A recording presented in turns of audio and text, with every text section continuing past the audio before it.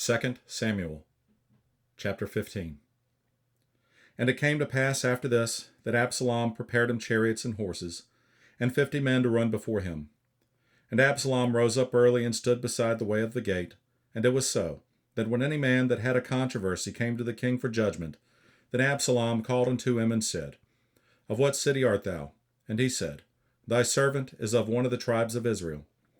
And Absalom said unto him, See, thy matters are good and right, but there is no man deputed of the king to hear thee.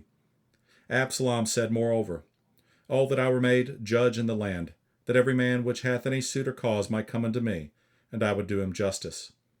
And it was so, that when any man came nigh to him to do him obeisance, he put forth his hand, and took him, and kissed him. And on this manner did Absalom to all Israel that came to the king for judgment. So Absalom stole the hearts of the men of Israel. And it came to pass after 40 years, that Absalom said unto the king, I pray thee, let me go and pay my vow, which I have vowed unto the Lord in Hebron. For thy servant vowed a vow while I abode at Geshur in Syria, saying, If the Lord shall bring me again indeed to Jerusalem, then I will serve the Lord. And the king said unto him, Go in peace. So he arose and went to Hebron. But Absalom sent spies throughout all the tribes of Israel, saying, As soon as ye hear the sound of the trumpet, then ye shall say, Absalom reigneth in Hebron. And with Absalom went 200 men out of Jerusalem that were called. And they went in their simplicity, and they knew not anything. And Absalom sent for Ahithophel the Gilonite, David's counselor, from his city, even from Gilo, while he offered sacrifices. And the conspiracy was strong, for the people increased continually with Absalom. And there came a messenger to David, saying, The hearts of the men of Israel are after Absalom. And David said unto all his servants that were with him at Jerusalem, Arise, and let us flee, for we shall not else escape from Absalom.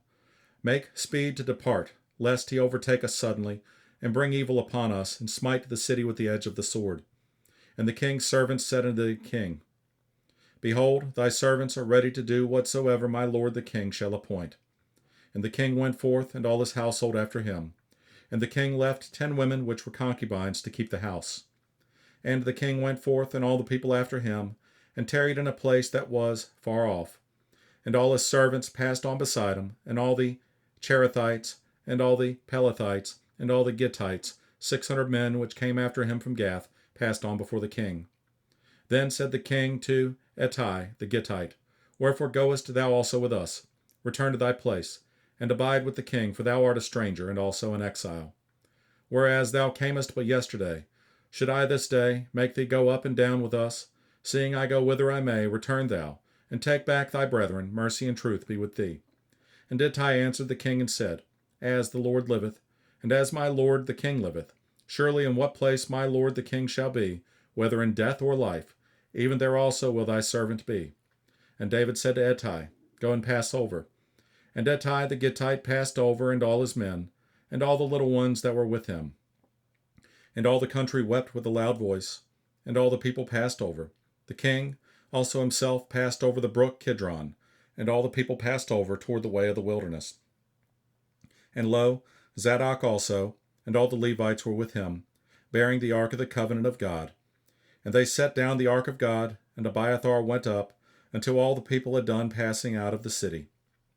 And the king said unto Zadok, Carry back the ark of God into the city. If I shall find favor in the eyes of the Lord, he will bring me again, and shew me both it and his habitation.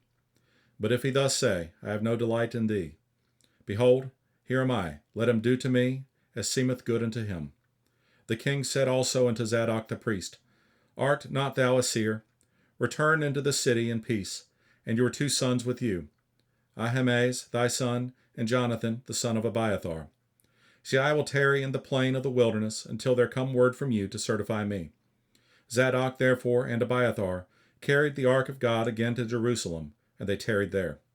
And David went up by the ascent of Mount Olivet, and wept as he went up, and had his head covered, and he went barefoot, and all the people that was with him covered every man his head, and they went up weeping as they went up. And one told David, saying, Ahithophel is among the conspirators with Absalom. And David said, O Lord, I pray thee, turn the counsel of Ahithophel into foolishness. And it came to pass that when David was come to the top of the mount, where he worshipped God, behold, Hushai the Archite came to meet him with his coat rent and earth upon his head. Unto whom David said, If thou passest on with me, then thou shalt be a burden unto me. But if thou return to the city and say unto Absalom, I will be thy servant, O king, as I have been thy father's servant hitherto, so will I now also be thy servant. Then mayest thou for me defeat the counsel of Ahithophel. And hast thou not there with thee Zadok and Abiathar the priests? Therefore it shall be, that what thing soever thou shalt hear out of the king's house, thou shalt tell it to Zadok and Abiathar the priests.